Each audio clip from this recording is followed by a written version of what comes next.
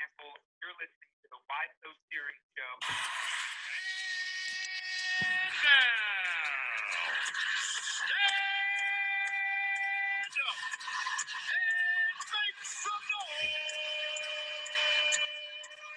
For your cast of the Why So Serious show on BlazeRadioOnline.com. Hey, it's time for the Why So Serious show. I'm Jesse Morrison, alongside Matt Kling and Max Bechtold. Wearing the Stanley Cup champions jersey today. My new, well, not anymore, but you like it? Yeah, I love it. Yeah, so I got a brand new Chase Young jersey. I like the color that Matt is wearing. It's not exactly Washington football team. My brand new NFL purchase is this. Oh, I have the same one except for Rams, but it's in my car right now. I have Raiders one too. These are super comfortable. Oh, they're amazing. Those masks out there, people buy the ones the NFL uses. They're new era masks, $20.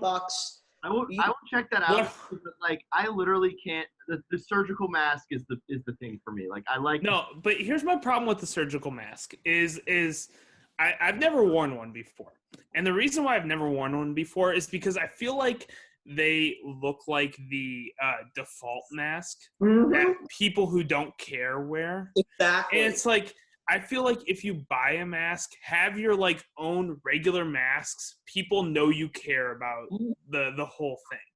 And so I'm always one to wear one that's more of a design, or like Matt just pointed out, the NFL ones are amazing. My Rams one, I wear that like 99% of the time I go out. It's so good. I wear mine at work for 8 hours straight. And let me tell you, it really what the difference is. It's the polyester material. Yes, absolutely. It's cotton sucks. The polyester material is great. It's also very warm because I wear outside, it's very cold here right now. It's 32 degrees outside right now. Yeah. It's pretty cold. It's honestly like a good shield from the cold weather here right now.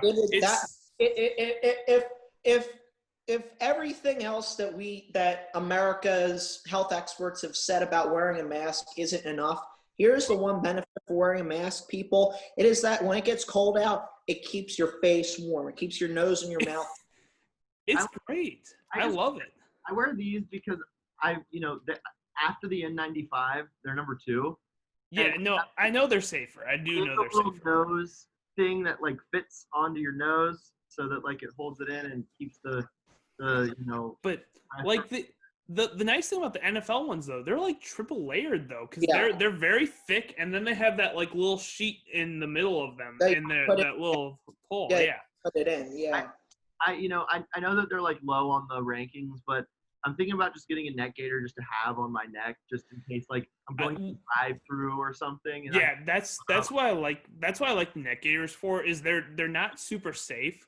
But if I'm ever in a situation where like somebody could kind of come close to me unexpectedly, like what I do is like, because I'm gonna be honest, I do go out to eat, sit outside always. Today I went to lunch today and it was 33 degrees outside and I sat outside. Like that's whoa. I do that. Like my family does that. We wear coats, we wear beanies, you're a true Wisconsinner. Let me ask you this. If there weren't a pandemic, would you sit outside in 33-degree weather to eat?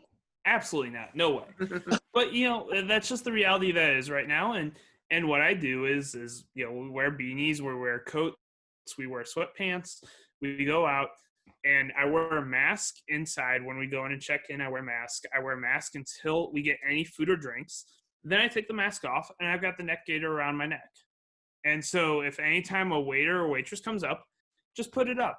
You know what? It's safer than nothing. And so I get that it's not the best opportunity, but it's safer than nothing. And so I always, anytime I go out, I always have a neck gaiter. I call it a buff because I'm a Survivor fan, and Survivor majorly uses those and calls those buffs. So I always call them buff. They're just do-rags. Like, let's be real. They're just do-rags. They are. But, and so, I've got one right here. And so, I just always wear one of these around my neck whenever I go out now. Okay. All right. Well, we have a lot to get to. So I just wanted to start with the main story that's kind of been dominating headlines. Yet another baseball offseason story that's just amazing and all get out. So if you didn't know, the White Sox hired a 76-year-old manager, Tony La Russa. Now Tony La Russa gave Max a lot of good memories. He did. But he's I'm also haunted by Tony La Russa, by the way. So what'd you say? I'm haunted by him in 2011. And So, they hired. Hold on. They hired him to this White Sox position because Reinsdorf regrets firing him back in the day. But the problem is the game's kind of outgrown Tony La Russa, and Tony La Russa he is against immigration and kneeling for the anthem, and the White Sox are a very diverse team, one of the most diverse teams in Major League Baseball. So that's a problem in its own part. But then this week. And he's got a past of this, too. He got arrested for DUI like 10 years ago as well. But we find out that the day before this dude was hired, he got charged for a February DUI. And this is from Jeff Passan's story. This is what he said to the cop arresting him. I'm a Hall of Famer baseball person. So, okay, what I'm doing right now is I'm looking because I've got our big home bookshelf here. Somewhere in this bookshelf, there is the Tony La Russa autobiography. I don't know where it is, but it's somewhere here. No. I probably pretended like I read it and then didn't. But it's somewhere in here. I'm not going to spend a lot of time looking for it, but... Also, he flashed the ring at the cop, too. I just want to let you know, because it really the ring at the cop. It really establishes how much I love, what Tony La Russa gave to, me as a sports fan, especially me as a young sports fan. Because it's hard to believe for me, but for most of my life, the Cardinals were my number one sports team. And then they became your number one sports team in 2020 again. They did. But I was born in St. Louis. I lived in St. Louis for a while. They were always the team I had the most connection to. My bedroom growing up was always full on St. Louis Cardinals.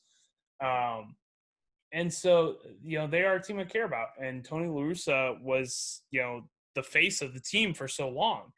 I know people would argue it was Pujols, but it was really La Russa because, I think as a manager / coach, he transcended the team. He was through the Pujols. He was with McGuire, and then he went into the Pujols era. So saying all of that, there's no way in 2020 I would hire him as a manager, especially knowing what I know. There's no way I would hire him. I just can't get over. I just can't just picture drunk Tony La Russa. Look at my ring. I'm a Hall of Fame baseball person. I can 100% picture it though. Is the thing. Let me just say, prior to joining our episode, I had It's Always Sunny in Philadelphia on, the episode where they're all getting trashed on a plane trying to beat Wade Boggs' record for most beers drunk on a cross-country flight. Perfect timing of watching that episode before having this discussion about this hiring. It's a terrible hiring. It's awful. I mean, it's objectively terrible. It's objectively terrible. The fact that Rick Renteria was able to, he was up for manager of the year. He was in the running for manager of the year. Yeah, for manager of the year. And, to do that to Rick Renteria is wrong. I'm sorry. I know he was very unsuccessful for a few years, and maybe because of the shortened season, but also the fact that they're a very talented team with Tim Anderson and Luis Robert and Jose Abreu and other guys. They're a very good team, and they should be a very good team for years to come. I don't think Tony La Russa is the right man to lead that team because, he's an old school guy. But at the same time, Rick Renteria was getting up there in age. But not really. He was 59 years old. He's not Kevin Cash or but he's not. But Tony La Russa is almost 80. Hey, just remember the Marlins back when they decided That was a different time in baseball, Okay. though. Now, how about this though? A lot of people said Herm Edwards was too old. Yeah, and look what ASU's doing right now, blowing leads in the fourth quarter. Hey, they looked We'll get great to in that. game. We'll get to that. They But looked fantastic in that game. I'm sorry, I will die on this hill. They looked amazing. I'm going to explain to you how they didn't look fantastic. But first, we've got to get to our Mount Rushmore of 80s songs, and we're going to bring on recovering journalist Mark Morrison, also known as my father, for this. He has stayed up late on the East Coast, just trying to recover from being a journalist for so many years in the print journalism industry. Former head of the New River Valley Bureau. That is not the New River Valley Bureau anymore. It is an empty building, I believe. But he's old, and so we're gonna have him. And he used to be a music critic, so we're gonna have him talk about 80s songs because I'm sure he'll be very accepting of my choices. Oh, no. Yeah, that's what I thought. This stems from me just listening to a bunch of Prince recently. Okay, so I gotta just preface it for you because I'm very known for liking very cheesy music, and the 80s is kind of goldmine for that. So my Mount Rushmore very much sums that up. I'll just warn you on that. My hot take is the 70s produced better music than the 80s. Oh, 100%. But ABBA happened in the 70s. ABBA happened in the 70s, so I won't disagree. In the 70s, Elton John happened in the 70s. My original shtick is that I was gonna go all ABBA music, but then I realized all of their good songs came out in the 70s. So next week we're doing 70s songs. Well, welcome to the show, recovering journalist Mark Morrison. How's it going? I am honored to be here for this very important topic. Yeah, you ready to talk some? I am ready. 80s song. Okay, I will go. Okay, we got to first let in Jeremy Schnell. He's not part of this, but he wanted to join. He's out, I believe, driving or something. Did you not see me? I did, but we're in the middle of our Mount Rushmore. We're about to start our Mount Rushmore of 80s songs, and I don't know if you have Mount Rushmore of 80s songs. And he's frozen. Okay, we'll just wait for him to let's mute him. No, he's back. He's back. Okay. Who's leading off? I'll go ahead and lead off with and I've got all the songs saved. And I'll lead off with Purple Rain. Prince, I've been into Prince. Great song. He performed it in the rain at Super Bowl. That was pretty iconic. That's my first one. Max, I will go to your first terrible one. Okay, I just gotta go with the most iconic one on my list, which is "Take on Me." Is there any song that is more 80s than on "Take on Me"? Tell me. Anybody tell me that there's one song that defines the 80s more than "Take on Me"? Yeah, all I think about is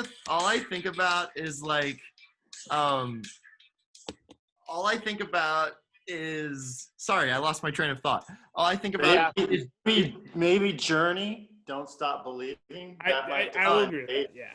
I don't know. When I always think of Jimmy Fallon singing along to this song. Put it on the poll. All Jesse thinks about is he doesn't think? By the way, I have a replacement for one of mine, Jesse. So just to let you know, you probably won't have that up. But okay. All I think about when I think of "Take on Me." Jeremy driving in the snow. Is Jeremy driving in the snow? Yes. Yeah.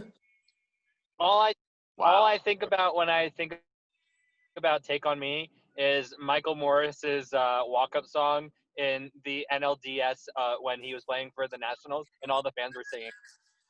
See, that's why it's great, though. Everybody has a different memory with "Take on Me." All I think about is Jimmy Fallon singing it for some reason.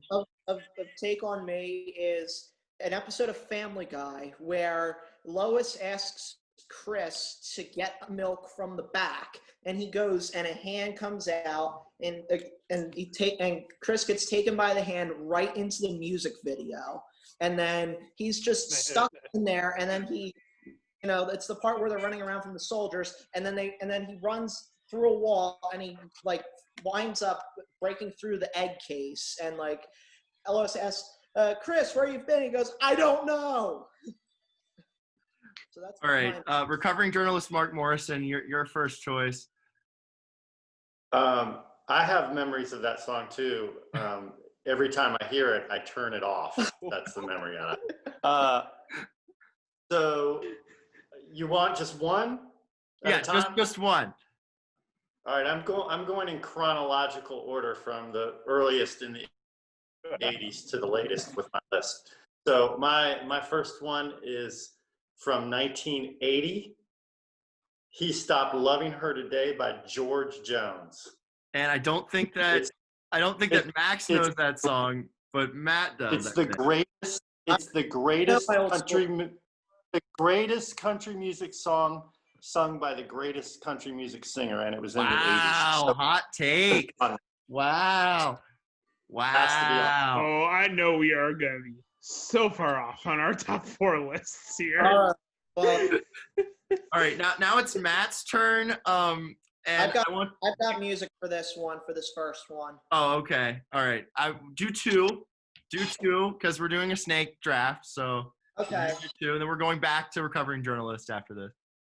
I can't hear anything. It's Don't Stop Believing.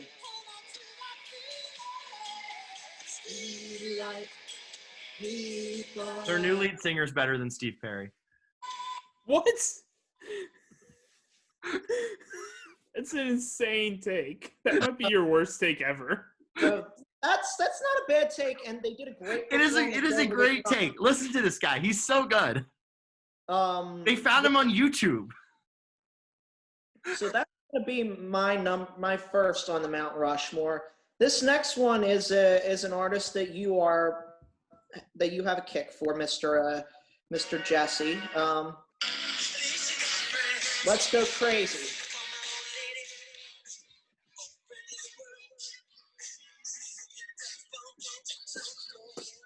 I love how we just have the roads of Helena just in our Zoom right now. I know. I love that Prince is getting so much love here early on. So quick memories of both. Don't Stop Believing, obviously, the end of The Sopranos.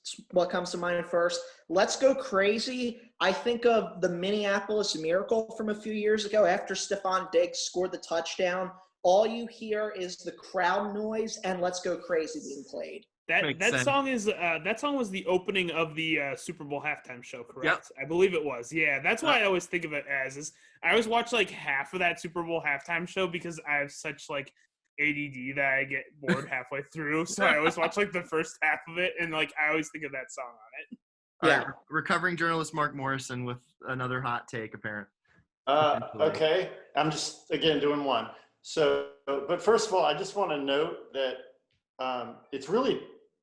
you really can't do a Mount Rushmore with songs because songs are not people or faces. So it kind of doesn't really make sense, but I still like it. Okay, here's the next one, 1982. And what became a phenomenon in the 80s that just changed the music landscape and the cultural landscape? Young men, do you know? I know. I don't know if they know. The Miracle on Ice. The launch of MTV. MTV started. Okay, yeah, I thought you were going a different route, but you're getting there. I think I know what song you're thinking. So I had to pick a song for me that is just emblematic of MTV because it was played all the time. It never would have become famous if it hadn't been for MTV and the video. And it was kind of one of those weird European songs that MTV was famous for putting on back in the day. Plus, it's just an amazing song. You're going to get to it You already? can't forget it. You can't forget it anytime you hear it. Up. Once you hear it once, you'll never forget it. And that song is She Blinded Me with Science by Thomas Dolby. Oh. Wow. We just have to let this play out for a while.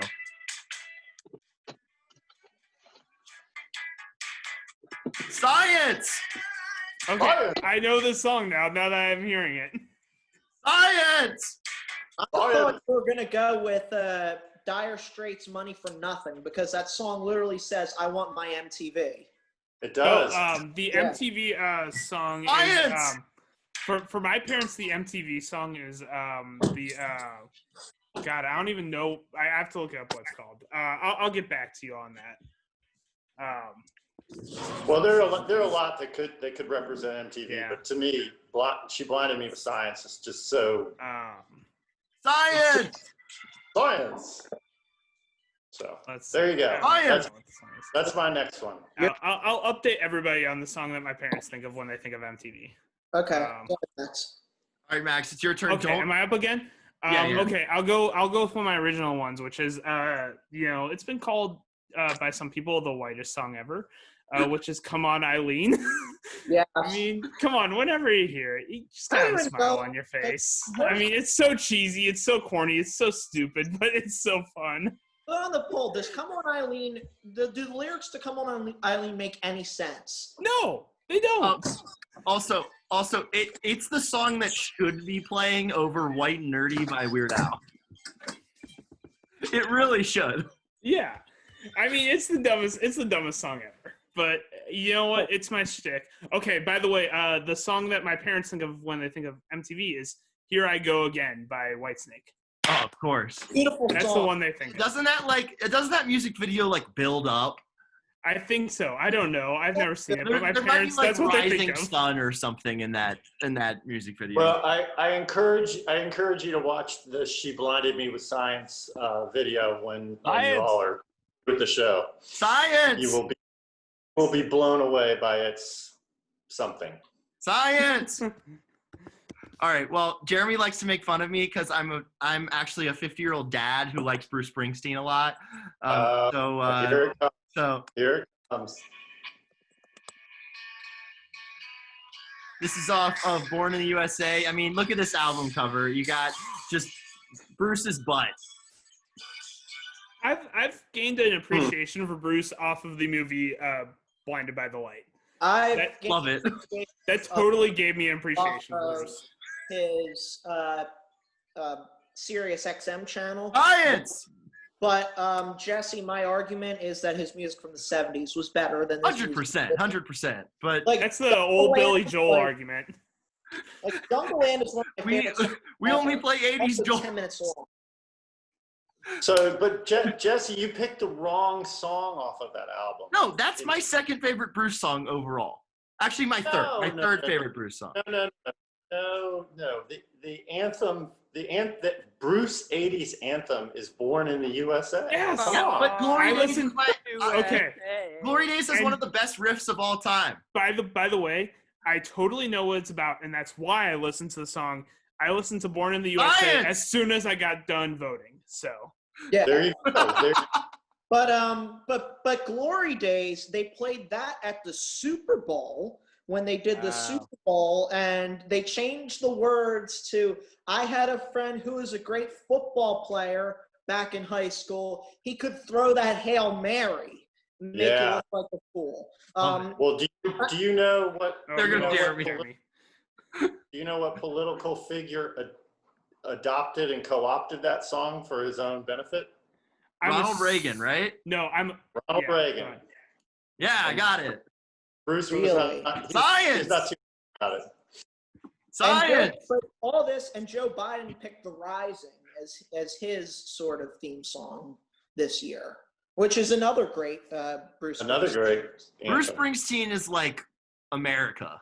He just embodies it. But also he's kind of like a combination of America and also modern day counterculture of America. I'm saying modern day as in non-60s counterculture, but yeah. Very New Jersey. And speaking of Jersey, I have a Jersey person coming up, so let's get this next round going. All right, But Max's next Good one. to have Bruce represented, Jesse. Good job. Science. Max. Oh, is it back to me? Back to Yeah. me? Okay, No. well, I gotta bring up Wait, my. but you just did one, didn't you? Yeah, I was Jesse? gonna say, yeah, you gotta do another. Jesse, Oh. don't you? Oh yeah, that's right. I do have to do another one. That's right. You're right about that. Of course, you can't go with an 80s list without Michael Jackson. So Yeah. Yeah, fair. Billie Jean off Michael Jackson's Best album, in my opinion. My dad would argue that, but my opinion, Thriller is his best album. And this is the best song from it, and this is his best song overall. Sorry, Beat It's better than Billie Jean. No, It's Billie Jean. something about this, like, it just builds. It's Dad, what's your favorite Michael Jackson song again? Well, off of that album, I think it's Billie Jean, except on Halloween. I like the other song better on Halloween. Thriller. Whatever the song's called. The title Thriller, right? track. But I like his Off the Wall album, and the Off the Wall song's better than the Thriller song. My dad likes disco Michael Jackson. Oh yeah, disco era Michael Jackson, which shake your body. Pre nose job, like he didn't have a nose job by that point. Once Thriller comes out, he has a nose job. All right, I want to hear what Max has got for us next. Max has got, my third pick. The worst song ever. What? Potentially. So my third pick is from one of my favorite artists of all time, because I'm a stupid person who loves dumb music. And that artist is one of the greatest singers ever, which is George Michael. Okay, no. It's your other one that you had, but the song is "Faith" by George Michael. I love that song. I don't care what anybody says. Mark is not happy. I know. I don't care what anybody says. Not like George Michael. This is a good. I'm not gonna lie. This is a good song. He's got some good songs. Right? We're gonna get to. It's not. This might be the best of your choices, honestly. His music is so. Take on Me is a great choice. But George Michael's music is so. George Michael's music is so dumb and so 80s. Like, I'm his so 90s. Surprised Max didn't put any of his 80s Queen songs in there. No, I didn't Queen's put too any good. Queen in here. Queen is too good for me. Queen is too good for me. 70s band, Jeremy. I know, but they have good songs in the 80s. Oh, I believe Another One Bites the Dust came out in like 81. Yeah. I Want to Break Free, 84. No, 80 was Another One Bites the Dust. 84 was Radio Gaga. 84, I Want to Break Free. I Want to Break Free. I just Under saw Radio Pressure is Gaga 81. Live Aid, which was in 1985. So my question about George Michael is he the Paul McCartney of Wham, or is he the John Lennon of Wham? Well, who's the other member of Wham? Paul McCartney. Who's the other member of Wham? Yeah, who else is in Wham besides George Michael? There's two dudes. I don't know. I thought Wham was just the George Michael experience. Hey Siri, who was in Wham? No, there were two dudes. Science. There's two people because the other one makes a cameo in the movie Last Christmas. Wow, that's I know that because I've watched it for the third time this year in the last couple weeks. Actually, just like 4 days ago, I watched it for the third time this year. All right, go ahead, Mr. Morrison. Recovering Journalist Mark Morrison with your next take. All right, so this is a band I actually got to see and cover for my job. Actually, I got to interview George Jones too, by the way. But so the other thing that the 80s was known for was hair bands, right? Of course. So this is the best song ever from the best hair band ever. Wow, best hair band ever. I'd go Van Halen, but it's also a kick-ass anthem, "Sweet Child of Mine" by Guns N' Roses. That's a top. That's the top one. I'm sorry, but I can only think of the movie Step Brothers when I hear this song. Science.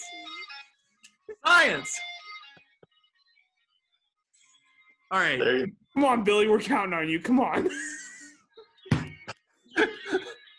Max, I think you got my 80s Joel cover band reference earlier, too. Yes, I did. Of course. Everybody's got a headbang. Everybody headbang. Yeah!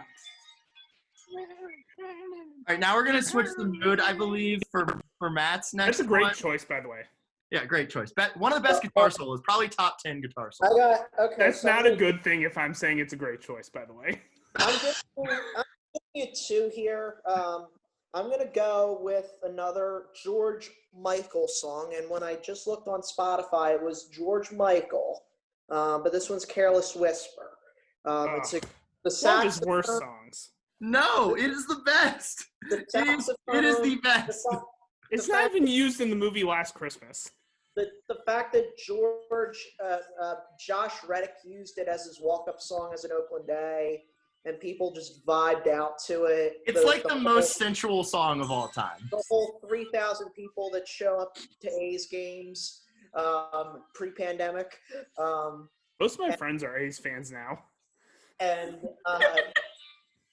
it's very much a slow, like, I'm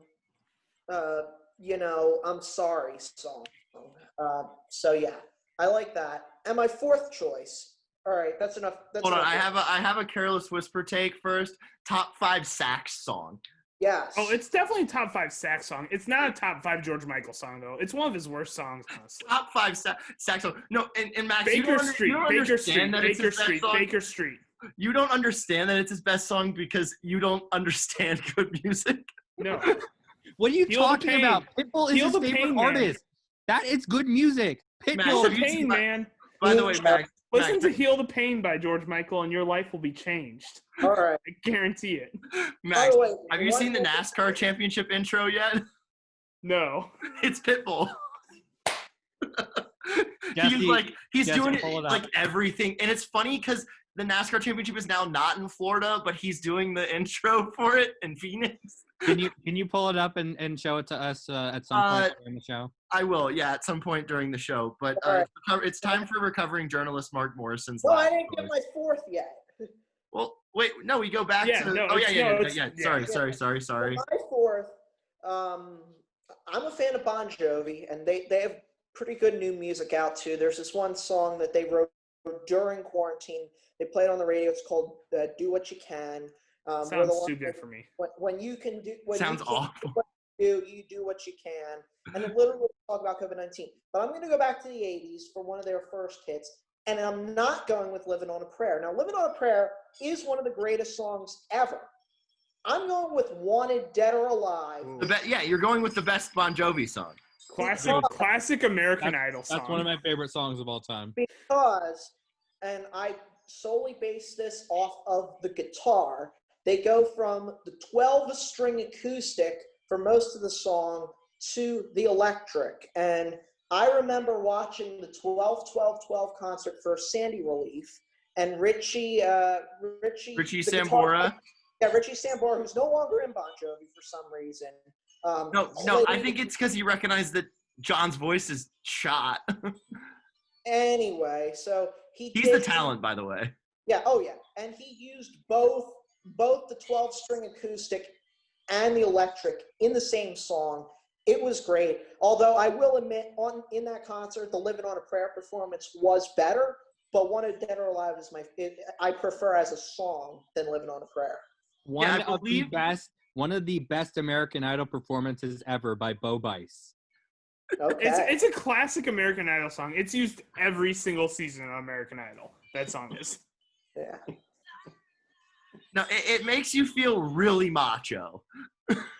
Yeah. It makes you feel the most macho. I'm pretty sure the beatboxer who was on Jordan Sparks season sang this too at some point. I don't remember his name, but he was a beatboxer who was on Jordan He was Sparks from season. Seattle. Yeah, I think he sang this at some point too. I remember. I'm gonna look it up. Go ahead. Let's continue with the convo. All right, recovering journalist Mark Morrison's last 80s anthem. I thought it was back to Max. Am I out of order or something? You're good. You're good. It's Snake, yeah. It's a snake draft, Okay. like the fantasy league. All right, I trust that you know what you're doing. So my first pick was from the first year of the decade, and it was the greatest country music song by the greatest country singer. My final pick is from the last year of the decade, and it's the greatest hip hop song from the greatest hip hop group, "Fight the Power" by Public Enemy. Yes. Oh yes, this is the first one we agree on. Oh, this song is amazing. Aren't they Philly people, Matt? No, I thought they were. They Nope. straight out called out John Wayne and Elvis Presley, and I love it in this song.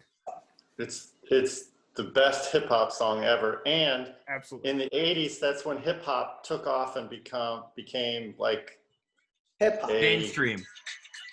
it became a It also became like an amazing like cultural art form. Really, it's been the most important music and new art form in the last 40 years. So, and I think this song is the top of the heap.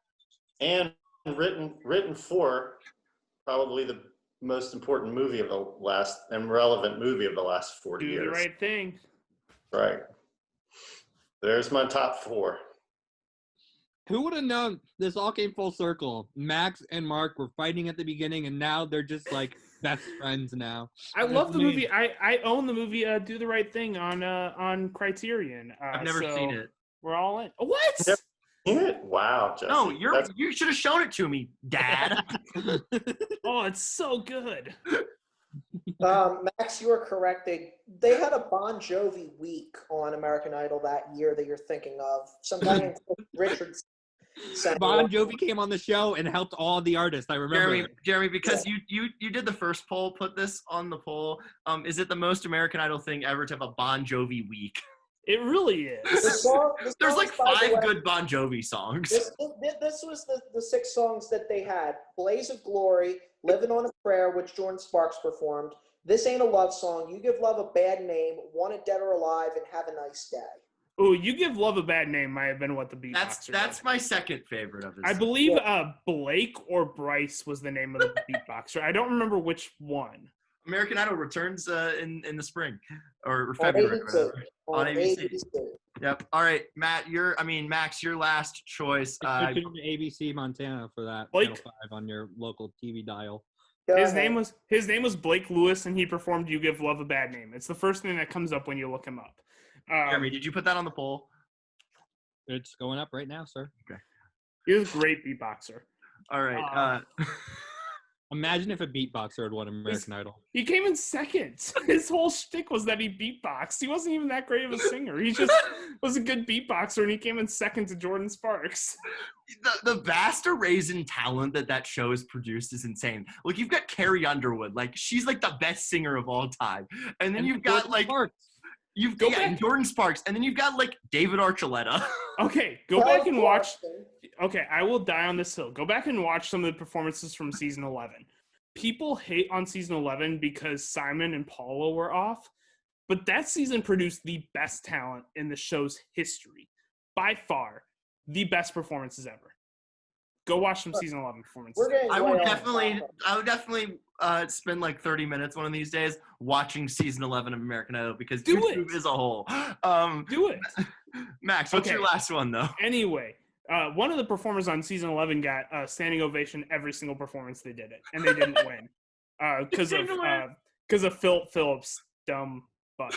Well, he had a good career. Let's say he did have a good career. Anyway, why are you saying it like it's over? Did you just kill Philip Phillips? When's the last time you heard of? He Philip hasn't had a hit song? in 6 years, bro. I think you just killed Philip Phillips. I saw that concert live, by the way. I saw Philip Phillips live in the American Idol on tour concert. All right, Max, what's your last one though? Anyway, my last one. Okay, I will admit, not the best song from this artist. Not a top 10 song from this artist. Probably not a top 20 song from this artist. But I was looking for an 80s song because I love this artist. My favorite artist of all time. I've seen them like 3 times in concert. I went with the best 80s song I could find from them, which is "It's Still Rock and Roll to Me" by Billy Joel. Oh. And the 80s Joel catalog is not very strong, but this was the best I could find. Mark, I've never heard the song. Mark, do you have an 80s? No, actually, I know this song. That is better. Do I have an 80s Billy Joel song that's better? Yeah. I do. We didn't start the is fire. That off of, Yeah. No. Nah. Is that off of Glass Houses? Yes. I'm pretty sure there's a according to couple my other songs phone, on it's Glass off Houses. Greatest Hits Volume 1 and 2. Oh yeah. So I'd have to see what's on Glass Houses, but Yeah. I think Because that's what I was looking at. Because I know Glass Houses is definitely his peak for the 80s. It is Glass Houses, 1980. You may be right. Also, it's from that album. I like. Yeah. you may be right. It's a better song, Yeah. especially when he does it live. He's Yeah. great. He is great live with that. So anyway, It's actually a good song though. Like I like this song. His whole Not every first his whole first side of Glass Houses is great.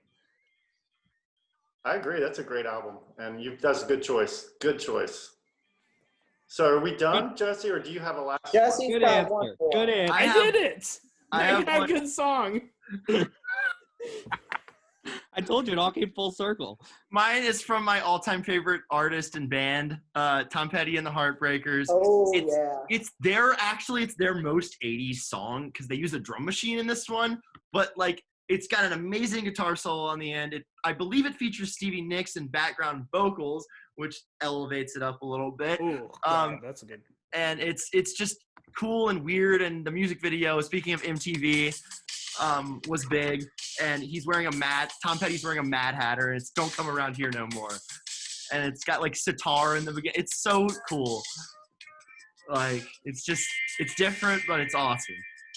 So yeah, But it is good choice, Jesse. But not his best 80s song. is it really better than "Running Down a Dream"? No, but I figured you would pick that one, so I took this one. Yeah, And Run then Down- didn't go with it. Really good one. Okay.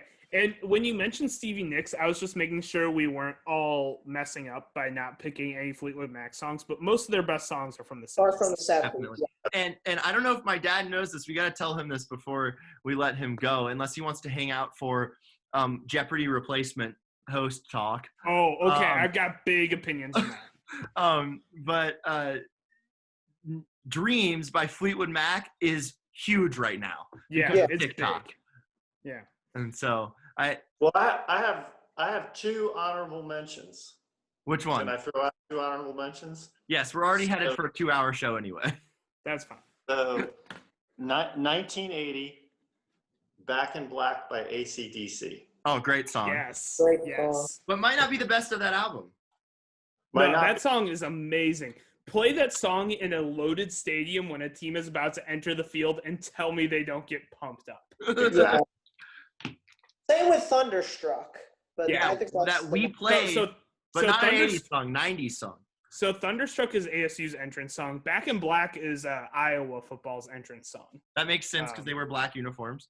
You know, Exactly. if it becomes an entrance song, then there's something going on with that song that it Yeah. deserves. So my other one is "I Love Rock and Roll" by Joan Jett and the Black Yeah. Hearts. Oh, great one. Great one. And Jeremy's going crazy. Classic. Absolute classic. All So right. those are my two honorable mentions. The And this has Billy- been fun. Is there speculation who's going to replace Alex Trebek, or Yeah. is this just like We're out in gonna- the world, I or is have this takes. just your speculation? No. Okay, so before we start, first off, RIP Alex Trebek. He was awesome. No one's ever gonna host Jeopardy like Alex Trebek. That guy was awesome. The Jeopardy GOAT thing that they put on, but like shortly before his death, that is amazing that they were able to do that and give him like his big last like national hurrah. It's sad that he's gone. And I hope that if SNL ever brings back that sketch, even with the new host, that Alex Trebek is with Will Ferrell is still the host of that show, even if they have a new one. But so some sportsbook odds put out some nominees. I'm going to read a few of them. Yes. The best Jeopardy player of all time, Ken Jennings, is 1-1. That would be my choice. I think you would be That's great. Mallory's choice as well. Mallory's not here right now. I've got a choice that's not on the board, I swear. There are some terrible ones. First one, Neil deGrasse Tyson. Terrible choice. But he's at the third odds right Yeah. now. Ugh. Ryan Seacrest. Ugh. Ugh. No. Katie Couric. No. Jane Lynch. No. Jane Lynch. No. That actually Lynch makes is on the sense, list? but no. Neil Patrick Harris. Oh, That's the first tolerable one I've heard. Chris Harrison from The Bachelor. Okay, but Chris Harrison hosted Who Wants to Be a Millionaire, so. Oh, Michaels, who's like 90. No. And last place on this list, we got Nick Cannon, who got fired from something for being anti-Semitic. Still missing. Piers Morgan. What? No. Marvin makes me think And Joe Rogan. No, these are all terrible. None of these are Vince actually. Colzar- But the ones that I like, Ken Jennings, Ken Jennings is the only one with a chance. LeVar Burton from Reading Rainbow would be awesome, That's I Star feel Trek, like. yeah. And then actually Mina Kimes, because she's listed on this list from ESPN. But here's I the got a thing. really hot take that nobody has ever heard of. I'll let Matt go first, though. Matt, First go. of all, why is Alex Faust, this 20-some-year-old voice of the Kings, on this list? I don't know. I want to know what his qualifications are besides being the voice of the Kings. I can't believe George Stephanopoulos is number 2 on this list, but I would like him. love to see George Stephanopoulos host a game show. It would be good. I would like that one. I They would like did that one. a few years ago this thing called, I think Ken Jennings may have been on. It was something on ABC. It was a trivia show. They had Richard Quest from CNN, the British guy, hosting. He was awesome. I'd love to see Richard Quest possibly as the replacement. I really think a journalist should be a host of this game show. No. Okay. Also, Jesse, What? I'm going to go, but I appreciate you inviting me on. And All right. let me know what you all decide about who's going to be the next. Thank you for criticizing my music choices. You're It welcome. needs it a lot of I times. think Jesse, you should not get off of this show until the 4 of you have reached a consensus on who's the next Jeopardy, even if it takes the next 3 days. First off, I'm not giving in on mine, so. Because you're a guest, do you want to shout out anything? You know, maybe your job or not Virginia Tech Hokies football. We don't want to talk about that. No. But do you want to shout out anything? They won me Maybe money by Mom's losing band? this week. Maybe Mom's band. Yeah, so I'll say 2 things. First of all, I do think Will Ferrell would be the best choice for Jeopardy. Yeah. And Will Ferrell with a mustache. just a shout out for the best band going today in 2020. Certainly on the East Coast, but I think nationally that would be Becky and the Boom Booms. So there you go. Check them out outside in Virginia. Check them out. All right. Outside in Thanks, Virginia. Jesse. All right. Guys, good. It was Bye, fun. recovering Bye-bye. journalist Mark Morrison. Bye-bye. Thank you, Mark. Honestly, Okay. I'm gonna, before we move on, I'm honestly gonna say that appearance by my dad might be the best parent appearance so far of any of It's our a very parents. good appearance. It might be better than Rock and Ron Schnell. It was a very good number appearance. 1. We were really in his wheelhouse, though. Like, we were in his wheelhouse. It was Yeah. a very good appearance. Yes. All right, I've got a Jeopardy hot take that nobody's ever heard of. Okay. Go ahead. Go. Okay, so one of my favorite comedians in the world is the biggest Jeopardy fan ever. Like, legitimately is the biggest Jeopardy fan ever. If you think you're the biggest Jeopardy fan ever, this person is like 10 times that.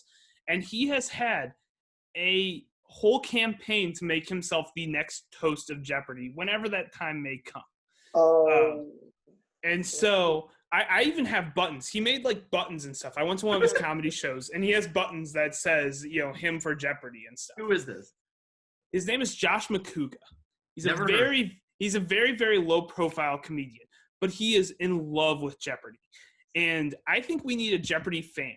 And he's respectful of Trebek, obviously. I mean, his Twitter feed has been, a mess the last few days in the wake of Trebek's death. Nobody respects Jeopardy and Trebek like Josh McCouga. He's a great comedian. He's very quick. He's very smart. He knows how to play. He has watched Jeopardy every day for the last 20 years, literally. I think he would be a great choice because a lot of game show hosts aren't big celebrities when they start. They become it after it goes. So I think pulling on somebody who he has a big profile. I mean, I can just look up his Twitter, but he's got a lot of people that know him and follow him and would watch for him. And so I think pulling in somebody like him, he's got 34,000 followers on Twitter. So he's got enough of a profile that he is like known. And I think pulling him into it, I think he has like a Food Network show or something right now, a History Channel show he has right now. So he's got the TV props on him. He's got enough experience.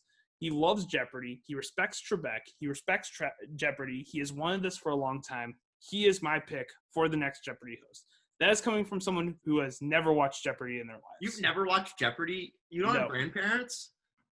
I don't watch it with them. What? Ever. I mean, Just by the time zone things, it always turned out that like Wheel of Fortune was the game show that I watched. And I hate Wheel of Fortune, but that was just kind of always what I watched. They're always clapping. It's so much clapping. It's one of the easiest game shows to play. It really You're is. literally solving a puzzle. And they don't really make any money. Like they go home with like $20,000. So here's Josh McCouga's last tweet from 21 minutes ago. There's a sports book putting out odds for the next host of Jeopardy. Now listen, I've been chasing this dream since age 12, but Alex has been gone for 4 days. He was my professional hero. Let's give the man a little respect before the world vultures his job. That's the exact kind of person I want as the Jeopardy host. True. Okay, but of the sportsbook people, we can agree that we want Ken Jennings. Sure. Of the sportsbook people. I know very little about Jeopardy, but I know who Ken Jennings is. Just to fill my dad's answer. All right, well, there's one more. Can we talk about how my dad is also a huge Jeopardy fan and records Jeopardy every night and watches it? I watched Monday's episode, which was the first episode that they aired after he died, and through the 2 rounds, how I play is if I know an answer, I will buzz in before they buzz in, and I'll mark myself down of how much money I would win. So I won $7,600. I don't know where Max went, but I'm still here. This next segment is extremely Max. Yep. We got to talk about it. I don't really care about, who's going to win the Masters or whatever. This isn't the show for that. This is just the show to make ourselves feel bad about how bad we are at golf. And because former ASU legend John Rahm, who was world #1 for a while, had the most ridiculous golf shot I've ever seen in my life. I don't know how he did this. It is insane. And I'm going to share my screen and show it and play the Masters music while we do. Just look at this thing. Look at this shot. It's insane.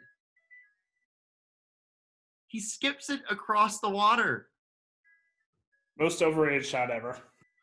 Is that not hard, Max? I mean, it's like 60% hard, 40% luck. Could you do that? 15% power of will. Okay, go. You're muted. That was terrible. I had to. That was so bad. I had to. And I can't figure out how to mute you now. So it's just we're just stuck with it. Wait, he sunk it too? No. Yeah. Wait, he did? Yeah. Wait, I didn't know he sunk. Yeah, Jesus. no, okay, this is the most overrated shot ever. Here's why this is the most overrated shot ever. Coming from the best golfer in the room. Every single year, they do this at the Masters in practice rounds and in the par 3 contest. Every single year, they do this skipping thing. And every few years, somebody gets lucky and hits it. And it happens. This is not the first time this has happened. A clip of Vijay Singh doing this went around. Oh, I love Vijay. A few weeks ago or whatever. This happens somewhat regularly. Not always them sinking it, but having great shots while skipping it across the water. They do this all the time, and people have made it before. This is an amazingly impressive shot. It's awesome. It's a cool thing. It's not even the most impressive thing John Rahm has done over the last few days, because I don't know if you knew this, but the day before he did that skipping shot, he had a hole-in-one on the same hole. Wow. So that's 2 days in a row with a hole-in-one. That is way more impressive than the skipping shot. That's insane. Absolutely. But before we move on to all of my CMA Awards takes, I want, first off, Max, who's winning it? Because I do want to know your opinion. Okay. So I have, for, having fun purposes, nothing more than that. Entertainment purposes only. Yeah, entertainment purposes. I have picked the golfer Patrick Cantlay. Cantlay, what a shocker. He has had a couple of great years. He has, decent odds. And he's been playing really, really good golf. I think he's going to play really well this week. Do golf people always say they're playing really good golf? And I think he's taking a phone call. I do think that I don't think this will be a star that wins this year in the Masters. I think it will be someone that golf fans know, but mainstream sports fans don't necessarily know. So I think someone like Patrick Cantlay is kind of the type of pick that will be it. Somebody who's been playing really good golf, who's a little bit under the radar, who doesn't have a ton of pressure on them. I don't see it being a Dustin Johnson, Bryson DeChambeau, Tiger, Rory type of person. I don't see it being any of them. I think it's going to be one of those middle tier golfers like Patrick Reed. I could see it being Patrick Reed, honestly. He already has a green jacket. Pressure is kind of off. Like, I could see it being a Patrick Reed type figure. Patrick Reed, or who's that guy that, or Webb Simpson? Yes, or, absolutely. Webb Simpson could win it. Who's the guy who's like is Keegan Bradley? Yeah. I can see a Keegan Bradley win. Yeah. So it's going to be one of those figures. I think it's going to be like one Johnson, of those middle. not Dustin Johnson. Yeah. I think it's going to be one of those middle tier golfers that's going to win the Masters. Maybe Bubba. Maybe Bubba. I wouldn't count him out. He's actually played some decent golf recently, Bubba has. So yeah, I mean, I could see it. The start of last year, he was on a tear. Or maybe it was 2 years ago. I'm a fan of watching the Masters. The only thing that's going to make me turn off football to watch them will be either Tiger chasing it or a playoff on Sunday. And that's the issue that's the issue that the Masters has this year, though, is usually Masters Sunday is like one of the best days in sports. All day, yeah. But it's going up against, NFL football. But just one window of football. Just one window of football, though. Yeah. It'll be interesting to see how it goes. Yeah. I mean, I know for me personally, I'm going to have I have two TVs in one of my rooms. I'm going to have the Masters on one of them, going to have the Rams on the other. I might be paying more attention to the Rams depending on how the Masters is going. I don't know. The Rams is a late game, so yeah. I have to work at the golf store on Sunday, but I will pull it up on my phone. That is the one thing is the Masters is going to be very early this year because they have to pretty much be done by 5 p.m. 5 Eastern time, pretty much. 4 o'clock Eastern for football, and also because of the sun setting earlier, obviously they have to be done by sometime because of the sun setting and getting dark.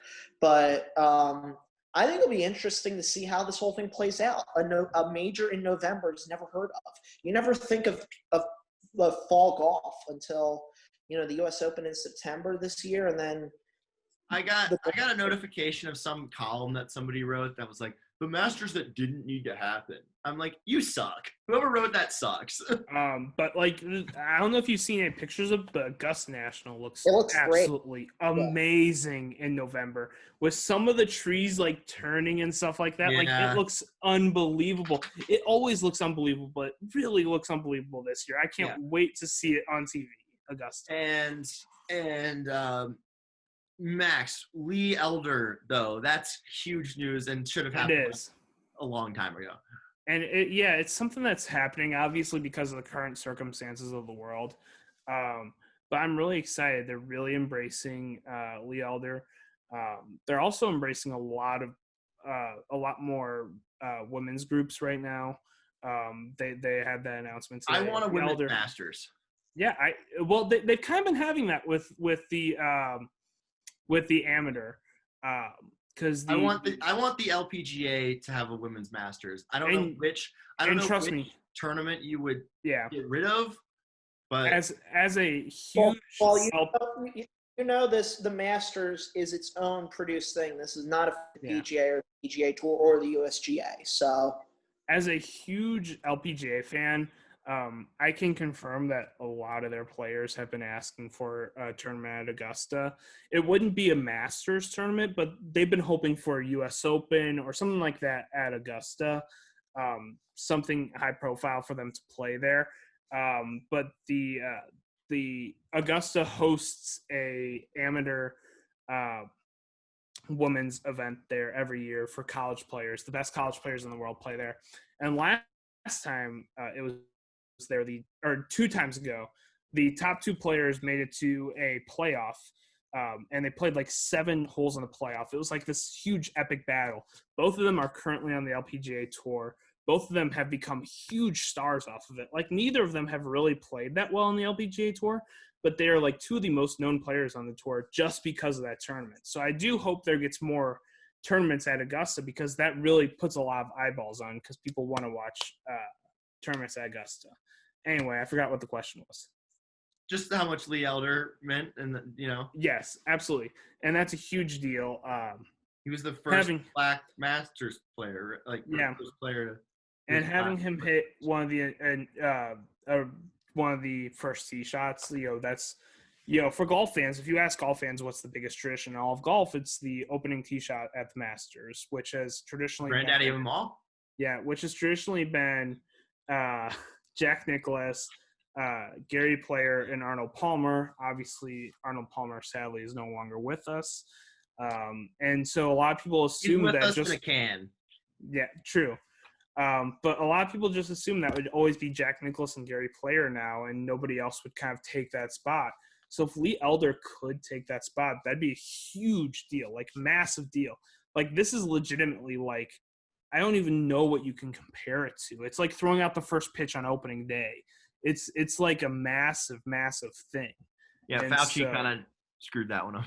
Well, but he's trying to save lives, so it's okay. True. But it was a top 5 worst first pitch ever. He's also a 78-year-old man, but the golfers like Jack can still kind of bomb it a little bit. Jack would beat anybody at golf right now, really. Yeah, even at his age, like 100%. He could still beat almost anybody. I'd like to transition because I know we want to talk about the election. So here's my question to you, Jesse. What? All right. You mentioned first pitches. President-elect Joe Biden has been invited to throw out a first pitch this year. Of course. Here's my question. Who would throw the better first pitch? Donald Trump, our current president, or President-elect Joe Biden? I'm going to go Trump. Yeah, I got to admit. Trump plays a lot of golf. Too. Yeah, I think Trump, as ridiculous as it sounds, is slightly more athletic.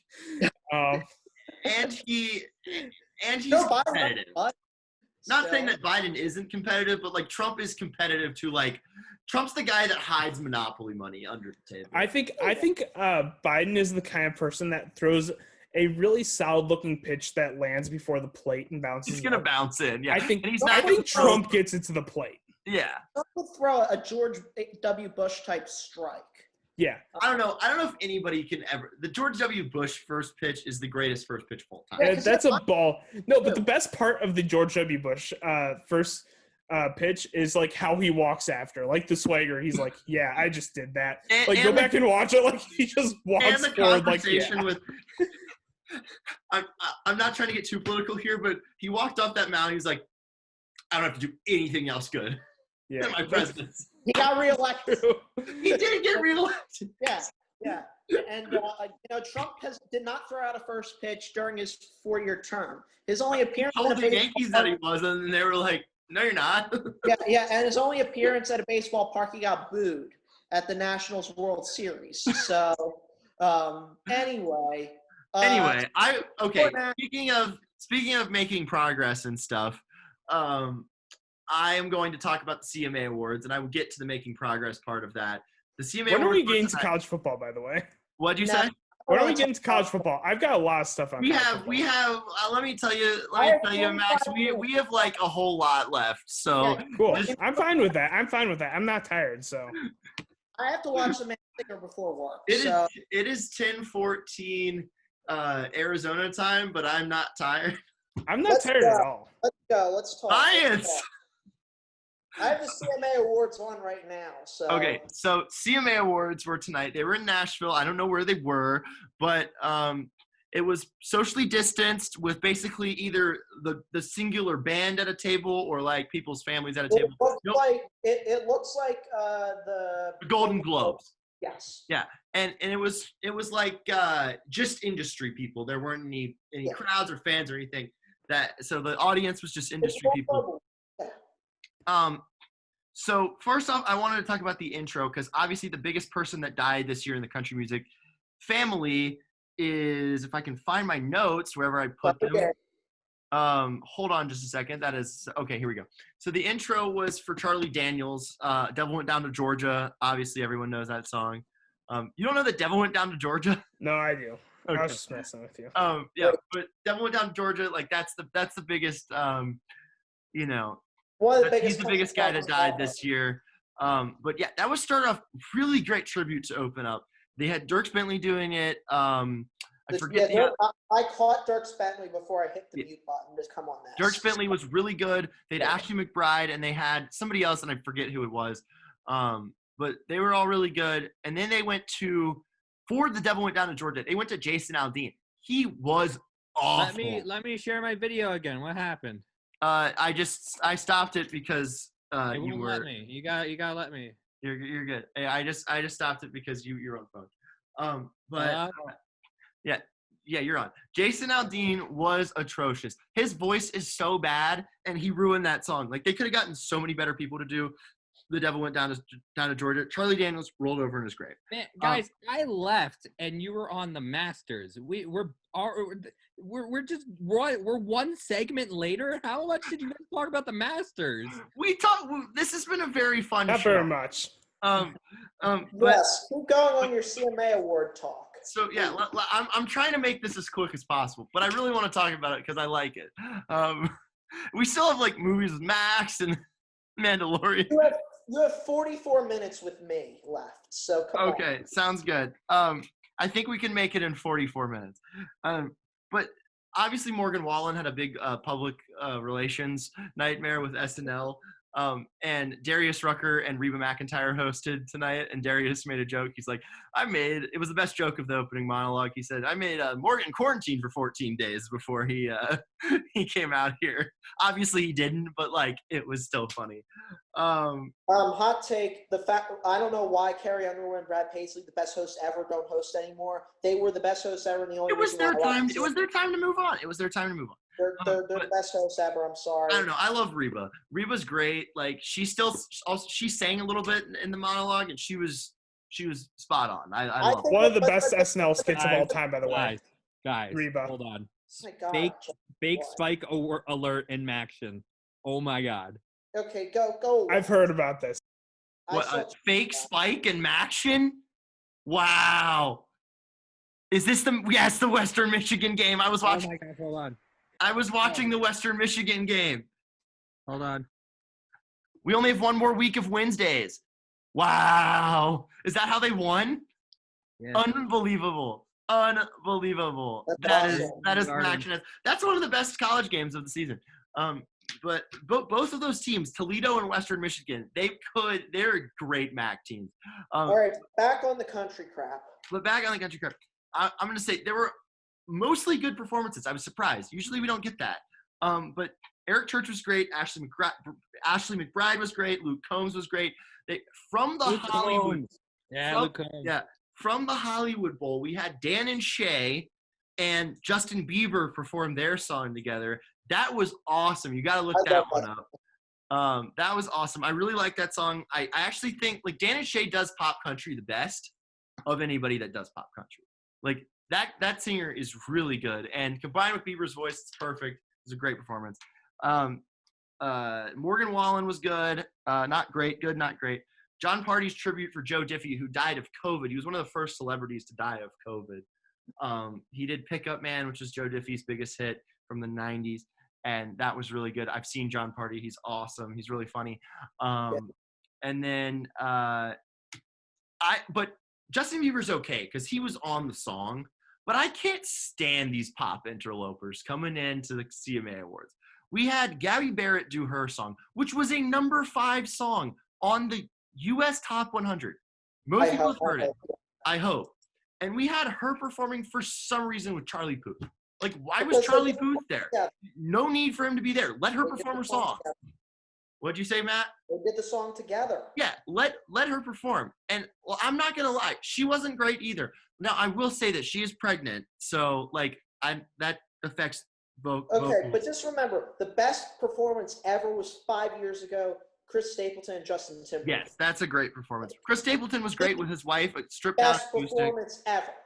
Yeah, but tonight he was good, stripped down acoustic with his wife, who's basically his partner in music, and so that was really good. But The Bones by Maren Morris winning all these awards, I find that song kind of lame.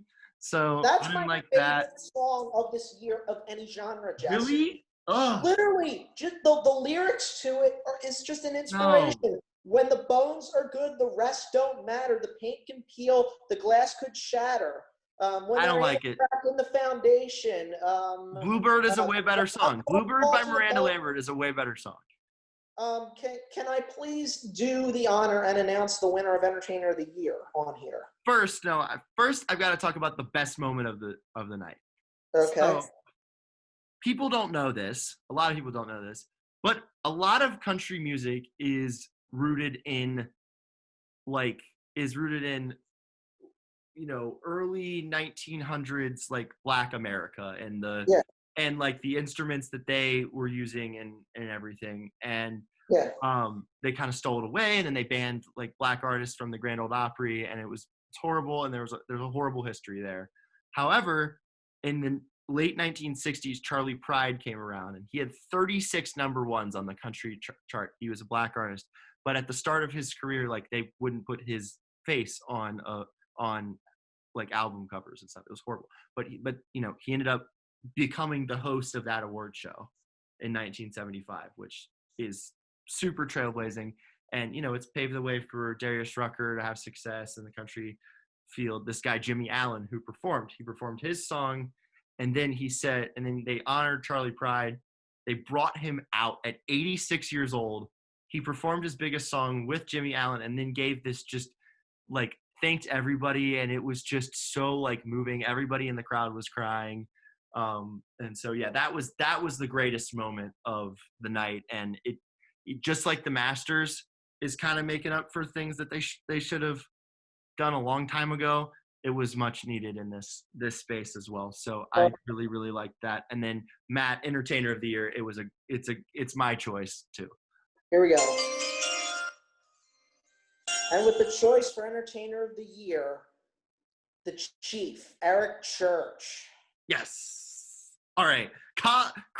Do we do Chris Cody talk or college football talk first? Chris Cody talk. Chris Cody talk. Chris Cody was laid off from ESPN. Dan hired him back. It was awesome. Anything else? I think this is the coolest thing that I've seen in a long time. Like I said, I posted this on Twitter today. It's great to see the people that you look up to be good and take care of the people that they care about. Yeah, this industry it's so awesome to see. It's so cool to see. I mean, also Dan had to do that. Like his mentor is Greg Cody. Like, but absolutely. But you know what? That's initially, and then he rehired him. Like that's. But that's the thing, though, is like he had to do it because his mentor is Chris Cody or Greg Cody. But it just shows how much loyalty he has to both the Codys and to the Cody family to do that. And for him to do that is so cool. He didn't have to do that, but no, it's great.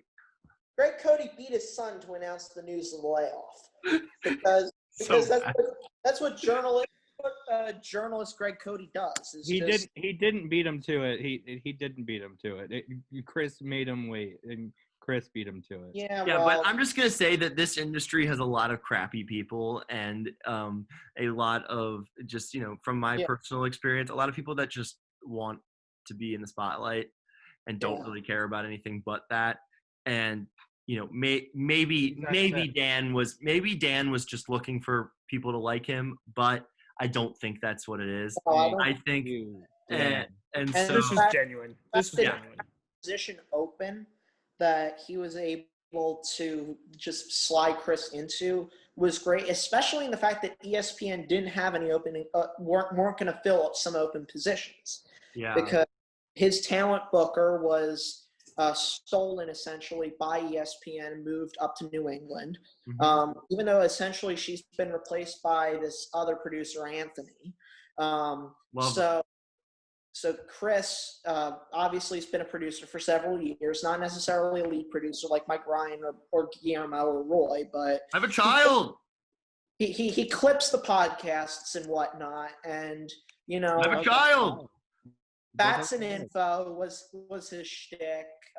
The car battery. Dressed up as the car battery. Funniest thing to ever happen on ESPN. And then went down to the First Take set and stood behind it. Yeah, it's so good. I saw the picture that I think the Reddit. I have a child. Of Dan arguing with security about the battery being there. And basically, because I remember watching that episode of Dan basically complaining and saying, hey, It was glorious because you could just go back and you could listen to the Levitard show, have it on TV, and then you could go over to First Take, have that on TV, listen to the Levitard show. While all this was happening, you could go over to First Take, see Dan arguing in the back. It was amazing. It was one of the best days of Yeah. my life. It's by far the best thing to happen on ESPN. It's I'm sorry, great. it just is. It's great. Check out the Levitard show on everywhere that they are. You know, all There's like a podcasts. full. By the way, there's like a full 20-minute video of the car battery thing on YouTube. Go watch that. Look, Yeah, Levitard my show point archives, is, I believe. As a fellow producer, it's sad to see a producer position like that get cut, and there were a lot of them that got cut at ESPN. But I'm very happy that Dan Le Batard is a good man. And, I'm a child. You know, I mean, yeah. Chris Cody has a child. He might have a I'm a second one for all child. we know. Soon, maybe. But anyway, Anyway, I'm a child. All right, Jesse, shut up. Also, Stu got the best part of the first 10 minutes of that. You got offered to pay half his salary. How about that? That's not true. Thank you, Stu. Thank you, Stu. Okay, all right. We have to get into maybe actually the best segment of the show so far. It's Max's top 5 worst Big Ten trophies. Yeah. Okay, come on, let's make this quick. I'm exposing my DMs. Ah! All right, so I'm going to go with my honorable mention first. No, that's my number one. We got to go honorable mention first, which is the worst trophy of all time. This is the worst trophy of all time. The $5 Bits of Broken Chair trophy, which is not an official trophy. They played for it twice officially. It came from an argument between the Faux Pellini Twitter account and the Goldie the Gopher Twitter account, where they said, oh, we're both like out of the Big Ten race this year. We're going to play for $5 and Bits of Broken Chair. And so they literally built the trophy of it. And they played for it twice. And it's awful. But that's an honorable mention because it's not an official trophy. Okay, number 5 is the Freedom Trophy. One that both Jeremy and I saw played for live. It's so bad. It's awful. And Why is it so tall? So thank you to all of the veterans that have served, obviously. Of course, this is a Veterans trophy. Day. We should say that. This is a trophy that is in honor of, because the 2 stadiums are both named after military things. The Memorial Stadium from Nebraska, Camp Randall Stadium from Wisconsin. Camp Randall is the site of a Civil War camp, and Memorial Stadium is named in honor of those who have served, and this trophy is meant to symbolize that. It's an awful trophy, though, because it's not an actual rivalry. And why is it so big? Like, is that for all the years that they're gonna have? Like, I think so. I don't know. It's so big. Like, the rumor is when this is a disgrace to our veterans. The rumor is last year when Wisconsin won this trophy, they accidentally left it on the field because they forgot about it. So that just kind of says how awful it is and how little they care about it. All right. Anyway, Jesse, we're gonna move on to number 4. You ready? I'm back. Okay, number 4 is the Land of Lincoln Trophy. I love this one, actually. Which is literally, if you thought of what is a Land of Lincoln Trophy, is literally Abraham Lincoln's hat. I love it. I actually really like this one. Yeah. I think this is... What are you doing? What? Crazy. What's wrong with it? What have I did? Why can we only see half of it? You can see this one. Yeah. It's well, now we can. Okay, there we go. This is what Illinois and Northwestern play for. This is insane trophy. It is literally Abraham Lincoln's hat. Also, the thing about it is it's only been around since 2009. Yeah, I believe it's a newer trophy. So, like, I feel like this is something that would be invented in the 1920s, like back when they're playing with leather helmets. But like, I like the idea. I really like it. So weird, though. It could also be the Monopoly top hat piece, though. So, number 3, if you were wondering what Michigan and Minnesota play for every year, and you guessed they played for a water jug, you would be correct. I loved it. This was also a great one. Because here is the little brown jug Look at that. It's awesome. I love it. that Michigan and Minnesota play for annually. And if you're wondering why Michigan and Minnesota have a trophy, you would be fair in wondering that. I love it. I love it. So number 2 is definitely the most obscure rivalry in all of sports, probably, which is Minnesota versus Penn State as a rivalry. How is that a rivalry? They're not even close. I have no clue how Penn State and Minnesota have a trophy between the two of them, but they do. And Also, it's this is a great game this year between two crappy teams. It's this random, terrible bell. It's generic. It's so dumb. This is like a basketball trophy. You know how terrible like NCAA basketball trophies are? Like this is like so bad. Slightly better than a terrible NCAA basketball trophy. It's so bad. It's so bad that Minnesota and Penn State actually play for a trophy. It's so bad that it's this generic. It is so dumb. I hate this trophy. My high school has better trophies in the bookcase. My high school has 10 times better trophies in their book. And look at how little room they have for winners. Like, there's like 20 possible winners on there. They're just going to have to, like, build another chunk on the bottom. Yeah. All right. So if we're moving on to number 1, this is just a classic. This is a beauty. What? This thing is what Illinois and Ohio State play for. Also, yes, you somebody heard that really right. gets the show. Somebody really gets the show. You heard that right, though. Illinois and Ohio State play for this. This is called Illabuck. It is a wooden turtle. It is massive. If you pull up a picture of a player holding it, you'll see how big this turtle actually is.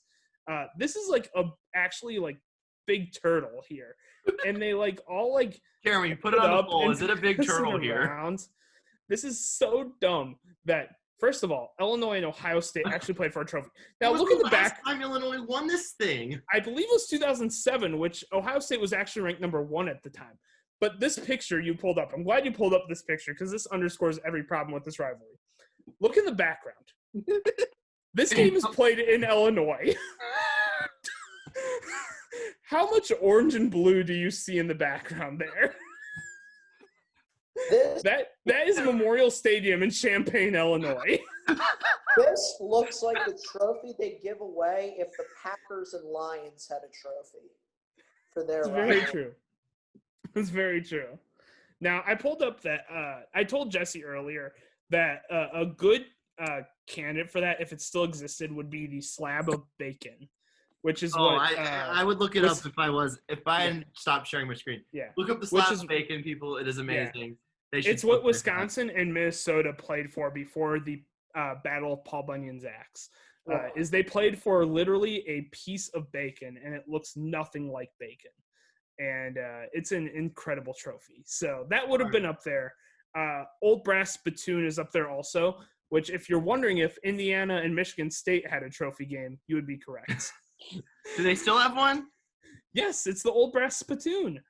Because every Big Ten team has 4 trophy games. Most conferences just have their state rivals. I know, but Big Ten is not that. That's awesome. When's Rutgers going to have trophy games?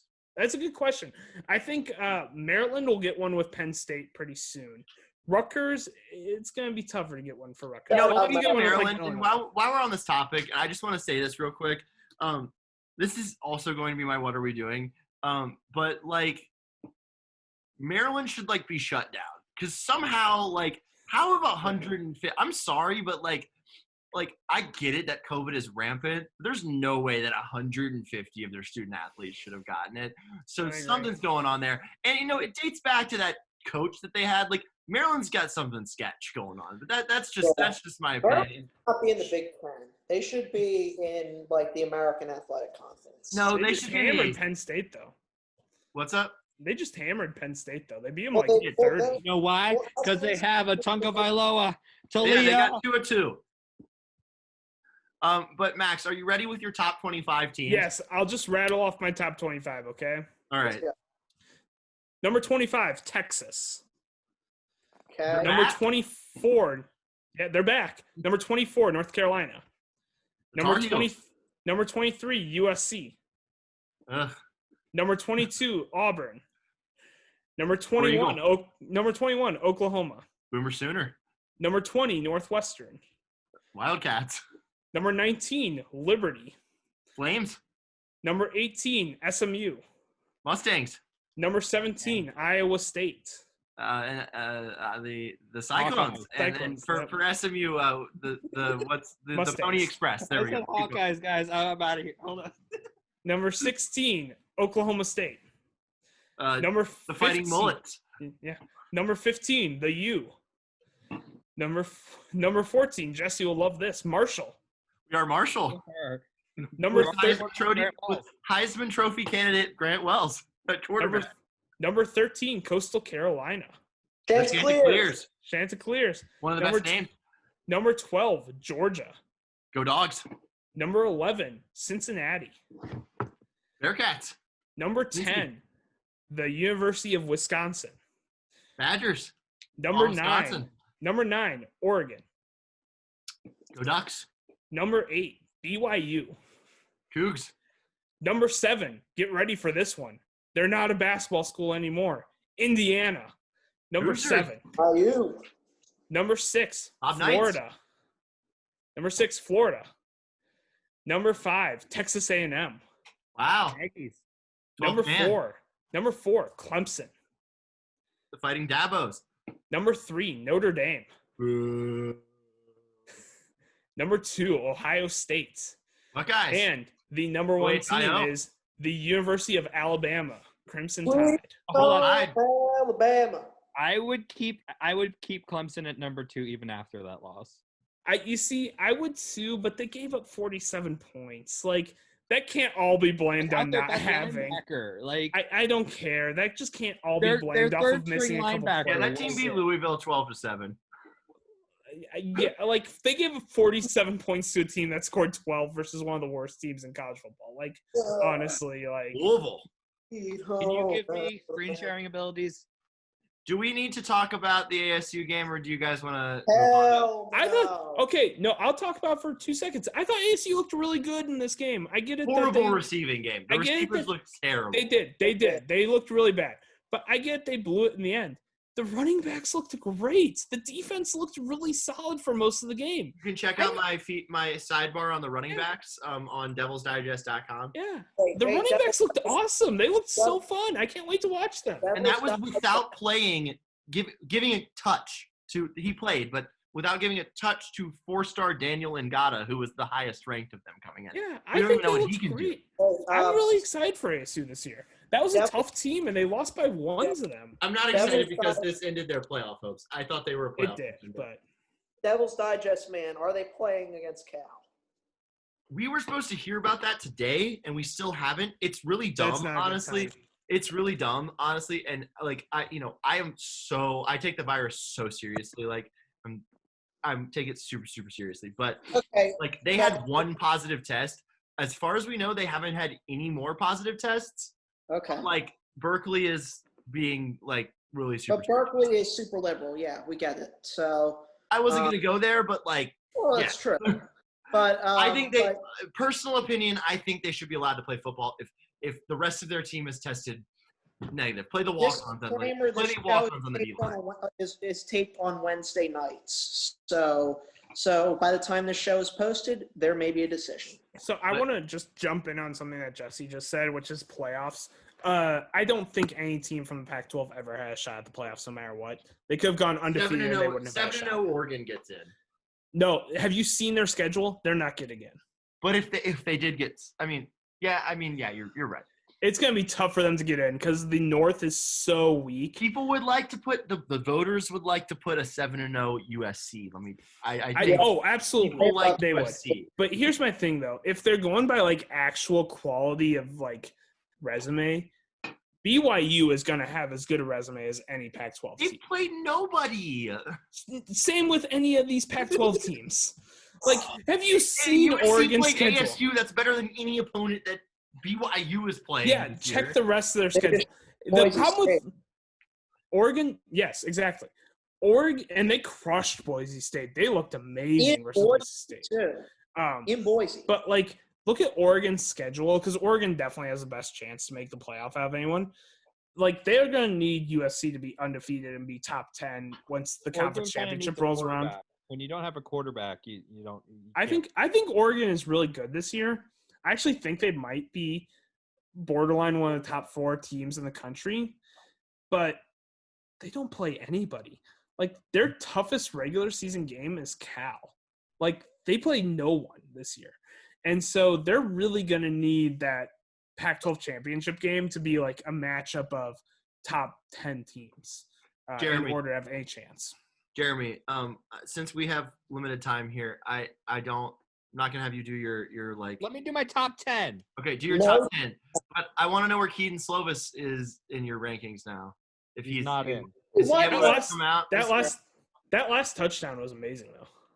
Number 1, Trevor Lawrence. Yeah, Obviously. Is this your big board or the Draft Network's? This is mine. Okay. Wait. And can we, if we're gonna do this crap, can I please just play the chimes before Yeah, each? every time. Every time. All right, so restart. Number 1. Trevor Lawrence. All right, chime. Number 2, Penei Sewell. Wow. best offensive lineman's come in the draft in probably 10 years. Jake Long-level's hype. He's Go ahead. so good. What's number 3? Number 3, Justin Fields. Yeah. Not surprised. Please don't have Micah Parsons Number here. 4, Gregory. Thank God. Oh, There's a U player that's in the top 4? Wow. As long as it's not Micah Parsons, I'm fine. Number 5. you're gonna be excited, Oh, Jamar. yes! Wow. No more Micah Parsons. I love it. I love Jamar Chase, by the way. I think he's so good. Number 6, Micah Parsons. There he is. I think he's the most overrated prospect I could. Is he the guy that opted out? Yeah. Yeah. I think he's the most overrated prospect that I can remember. Jamar Chase. Next. Watch Micah Parsons highlights. They're all versus Memphis. Every single one of them. Number 7, Patrick Surtain, the second. Oh, I don't know much about him. I'm just going to be honest. He's very, very good. Number 8, Trey Lance. I also think he's so overrated. bad. Watch this. Also, I don't think He's gonna be picked in the top 10, guys. Oh, he's gonna be picked in the top 10. His ball placement is all over the place, though. Is he gonna Number play 9. Hey, that's my Yes, my Heisman pick. My Heisman a pick. tight end? He got a concussion or something last week. A tight end's He's- gonna be the Heisman winner. All right. He's still my Heisman pick. I'm going to play the chimes one more time. You're going to reveal your pick, and I'm going to complain about something. You just have angry Number cling now. 10, Wyatt Davis. Yeah. All right. Where is ETN? He's not going to be picked in the top 10. There's Running no back. chance. He's not Saquon Barkley. Where I have ETN. I have ETN all the way down here. He's 23rd. Okay. Jeremy, Matt. how far through are you? Are you into the second round yet? I'm at 50. Okay, Matt. On the ETN thing, name me one team that becomes significantly better with a running back. Give me Cowboys 2 minutes. became significantly better when they took Zeke. No, They- but this year, because This- that was a long time ago. There's a lot of good running backs in the league right now. The Vikings are better because they have Dalvin Cook. I'm not caring about that. I'm caring about this year. I'm saying this year. Oh, you're talking about a running back draft Indianapolis this year? Colts, Yeah. the New York Jets, The Jets. I'll give you the Jets. The Jets are the only one I can think of, and the Jets have so many other weaknesses that they the need to take care of. Dolphins would probably be better. They might have 2 top the Dolphins are fine without a running back. That's what I'm saying. Is exactly. defense that helps them. The Buffalo I'm Bills. just saying that They you keep Hall outscored of the Fame running Cardinals backs. last I don't think the Bills need a running back right now. Like, there's very few I would teams that need a okay. running If I back. was a GM, this is kind of a bad take, but like if I had the opportunity to draft Saquon Barkley, I wouldn't have. I wouldn't have either. You can find a great running back in like the 6th round. Terrell Davis, who low key carried those teams when Elway was old, he's in the Hall of Fame. He was in the 6th round. Alfred Morris, 3 straight 1,000-yard seasons. So Here's my thing. 6th round. The Washington football team drafted another guy from Memphis who's been really good, and he was like a 4th round pick. Washington would be Jesse. Washington would be a better team with ETN. But here's my thing. I would take. We need over him because we have a first of all running game. But here's my thing. So Saquon Barkley, I wouldn't have taken him either, partially because I think he's ridiculously overrated. And I've thought that since he was in college that he's ridiculously overrated, and I stand by it. But anyway, Todd Penny would be better. Terrible thing. Moving on from that, you can get good running backs.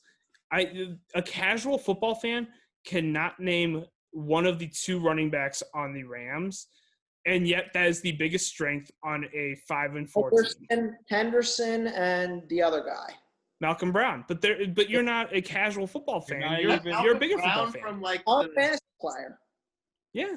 A first place fantasy player in my one league. They're both playing amazing. They're both stepping in, doing great work. Nobody really knows who they are. Like, you can find good running backs.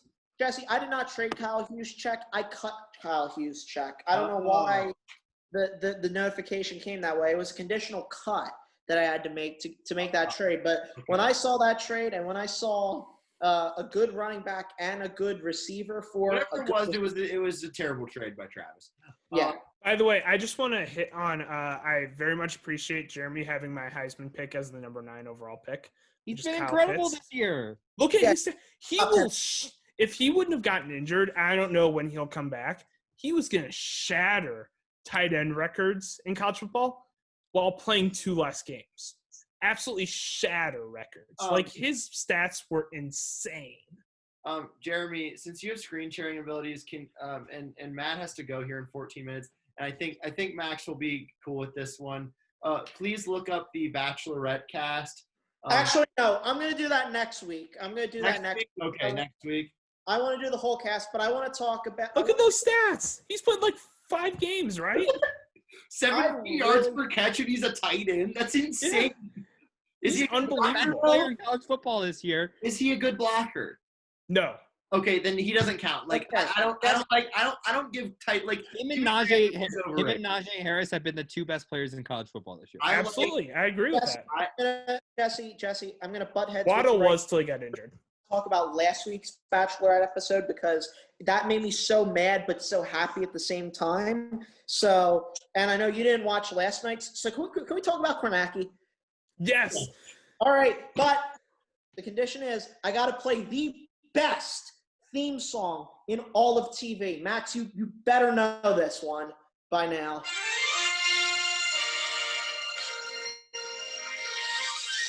What is that? The MSNBC theme song for the election.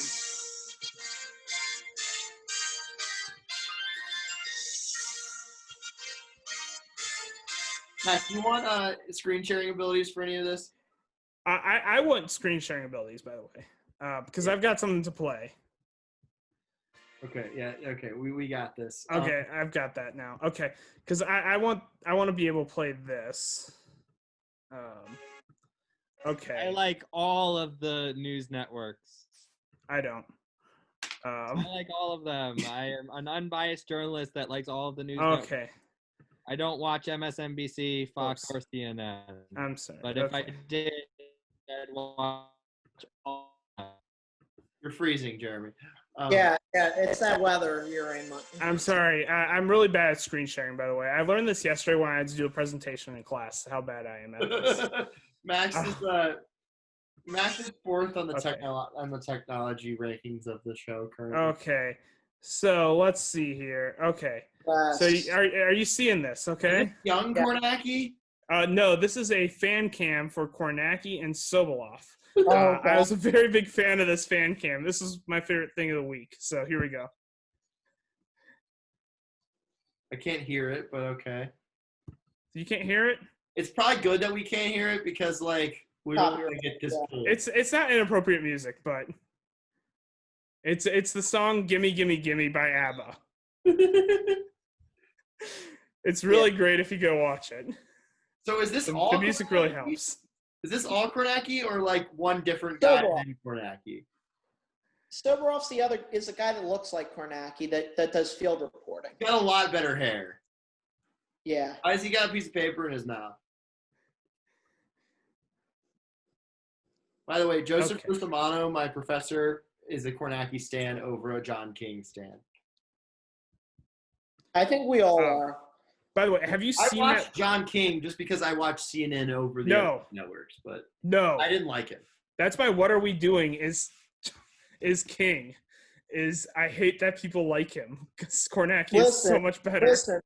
Listen, my morning show, we coined on the fly what our anchor was able to do, and we call it the Big Hall Wall because his name's Dave Hall, and he's at the touchscreen wall doing election coverage. I was covering an election or working for a news station. So what I did, especially on election the morning after, was I was Montana. I was assigned with my executive producer to booth for 5 hours straight. So honestly, the time flew. We got a decent amount in. The thing that sucked was none of the races were called the morning after. All my races were called. Not the big ones. And I don't know. We had my man Dave Hall at the Hall Wall, and it was fun. After he anchored the 5 and 6, he took his jacket off and did his Kornacki thing with the sleeves rolled up. So that's like eating your oil but like on the way to work. Here's my thing. Like a lot of people like talk about like, oh, when I like found out what I wanted to do in the future and stuff. Like this election was that because like I got like super into this and like was like knowing everything about the states. Because I was watching Kornacki, like everybody discovered Kornacki on like November 4th or 5th or something like that. Like November 3rd. Well, November 3rd they initially did, but I feel like people originally were watching CNN. Discovered him while he was going on like 24 hours straight. Yeah, but like a lot of people started on CNN on November 3rd and eventually realized that okay, MSNBC is probably the more fun place to go right now, and so I feel like more mainstream people like discovered it. Did the same thing. Chuck Todd did it on NBC. Bill Hemmer did it on Fox News. He called it the Billboard. I forget who was doing it on ABC, and I think maybe Garrett was doing it on CBS. But like I said, I was watching it that day and noticing people starting to fall in love with Kornacki because the thing about Kornacki is he's so lovable because he's so awkward. And he doesn't like get any of his like fandom, so they'd always be like, "Oh, now to Steve Kornacki, who has become a huge celebrity." He's like, "Oh, that's right, Joy. So here's what's going on in Arizona." Like he would just not comment. But I've been watching him since probably like early September, breaking down the boards. So like I've been super into him. Like I've been watching him constantly. Every election, this stuff, whether it's a primary election, a midterm election, presidential election, whatnot. And Max is just excited for next year's like crappy year after the president election where there's like no there's a Georgia runoff. I can't wait for the Georgia runoff because of Kornacki. There's 2 of them.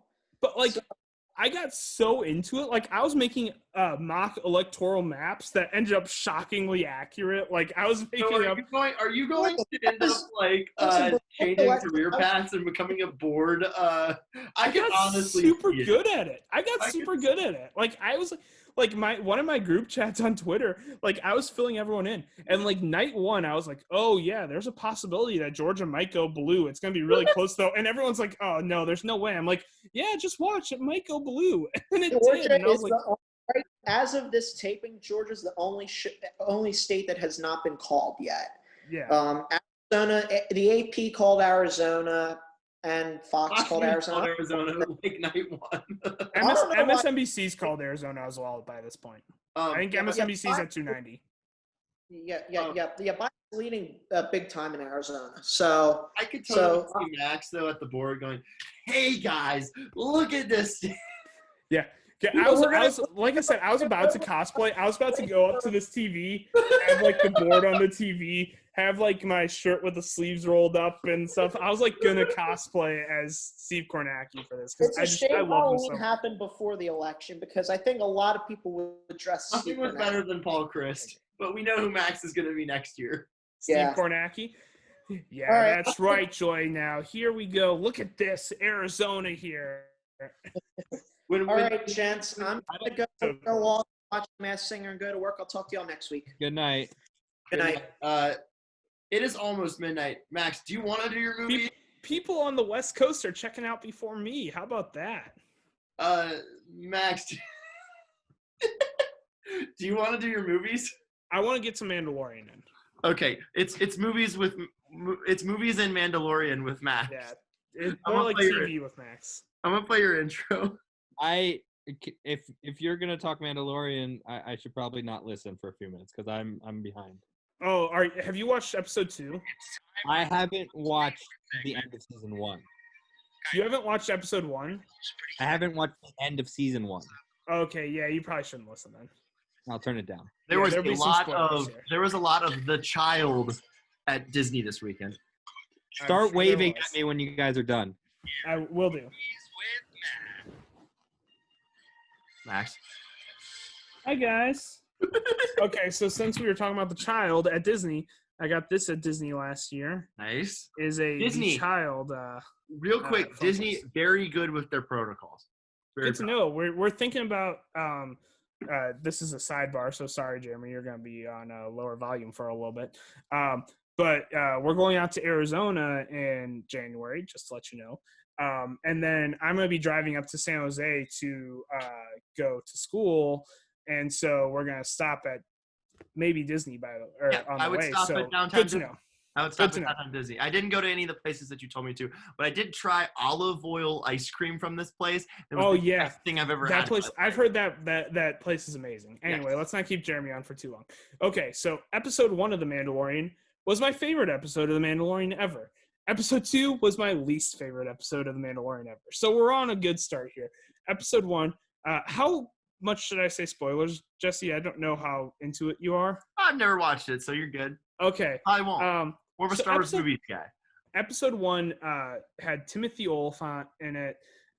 It was basically a buddy cop Western type of movie or show. It was almost a movie because it's like an hour long.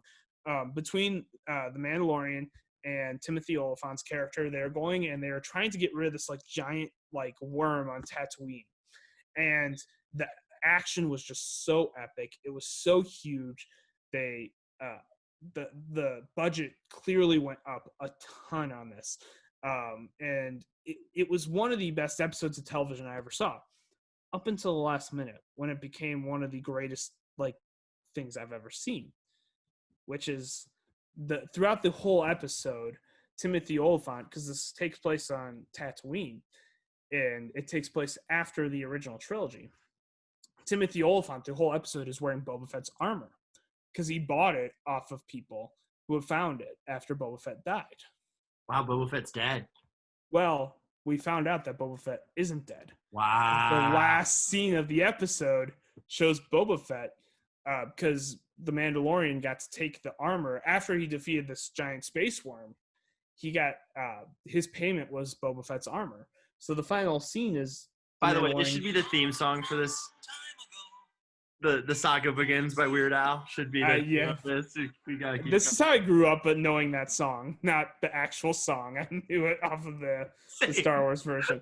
But the final scene is the Mandalorian kind of speeding off in Tatooine with Boba Fett's armor on his back, and then it just shows like it pans out to show Boba Fett like the back of him, and he turns around and it's revealed to be him, and it's like such an amazing ending.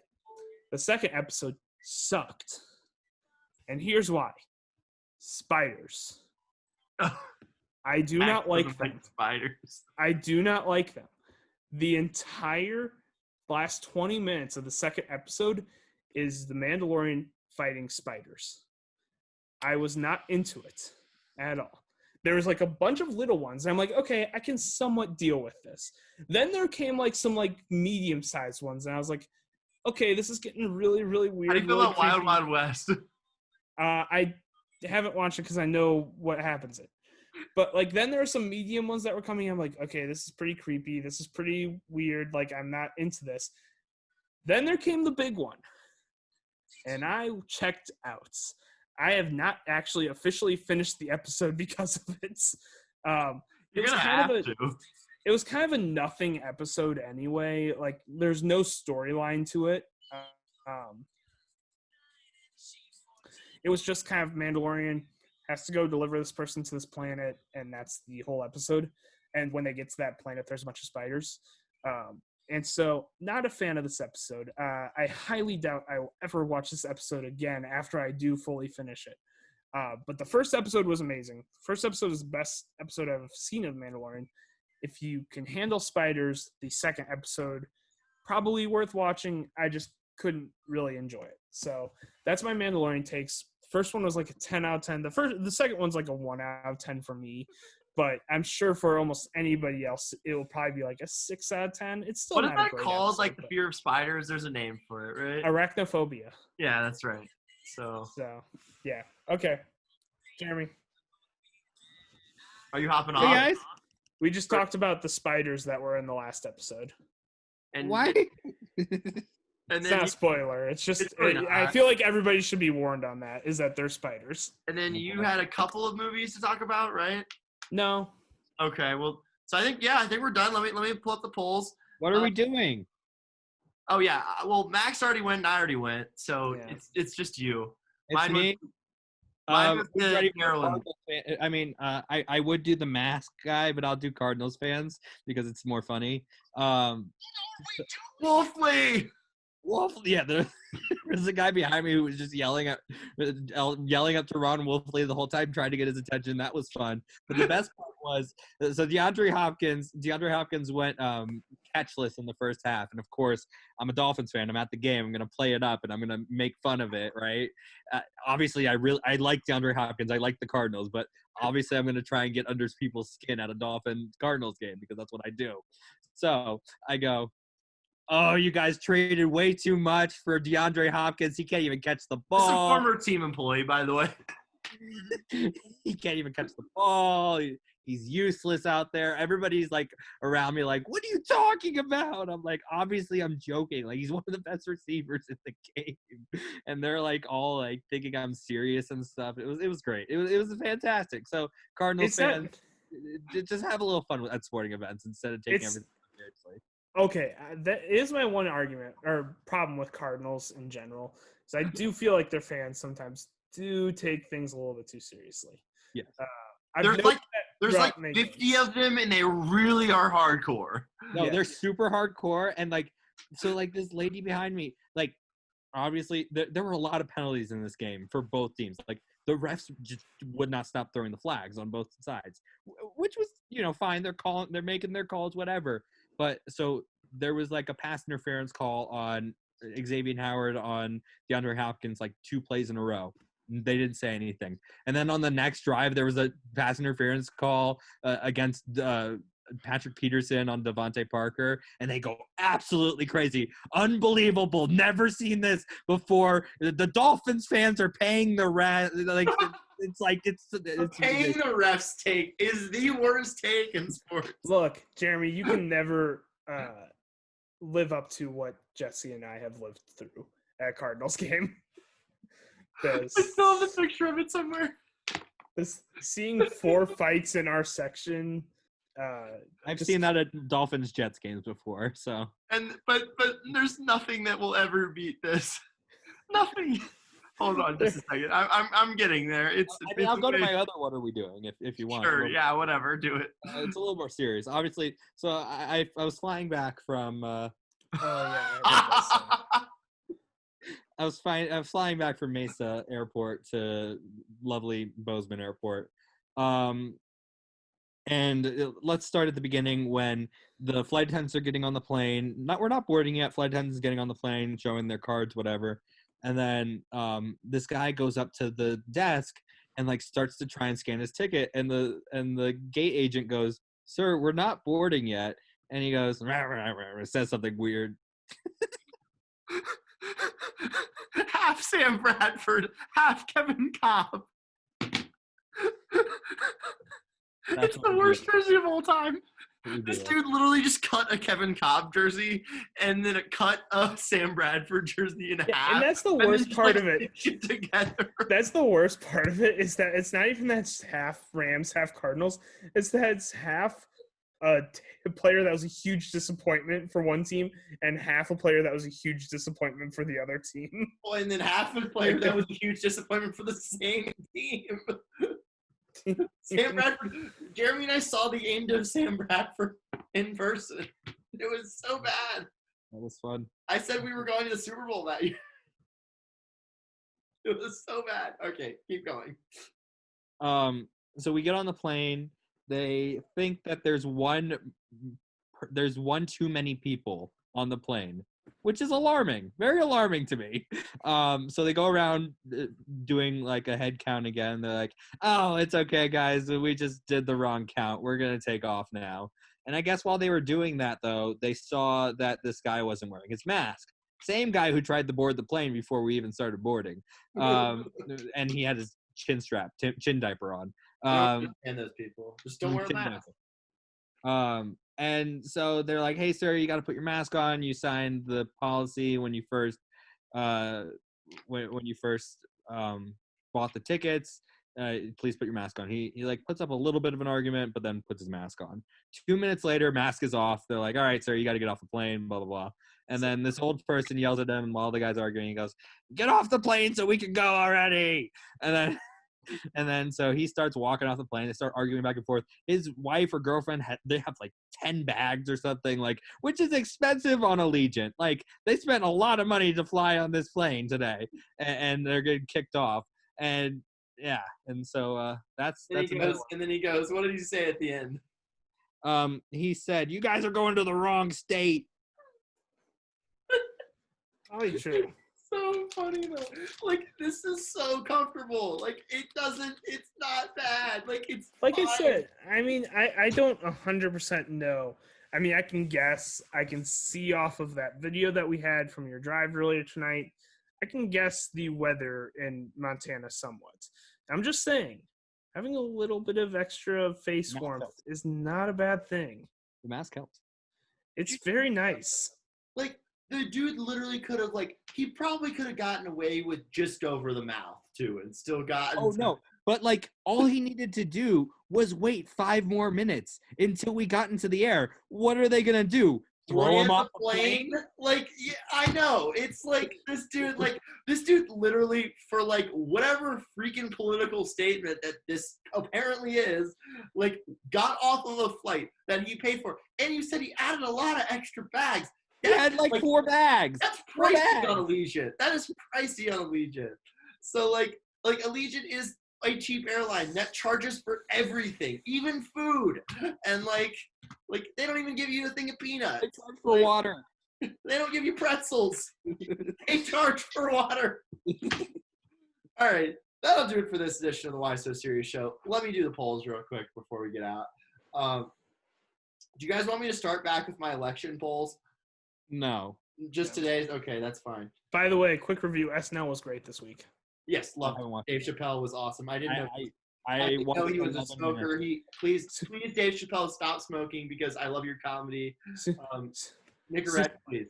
Super Mario Brothers 35th anniversary is one of the funniest sketches. I haven't watched it yet, so let me go watch it. It's hilarious. Okay, so we had 2 polls today. Well, actually, I'm gonna do because we had one earlier in the day. Who wins the trade out of the terrible Travis and Matt trade?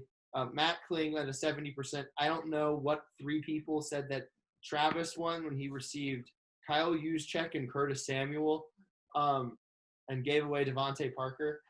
Science, exclamation points, 67% yes. The 33% that say no, they don't wear masks. Is it the most American Idol thing to do to have a Bon Jovi week? 100% yes at 7 votes. All right, again. Go watch season 11. This was the official longest. This was the official longest show that we've ever done. Good night, Canada.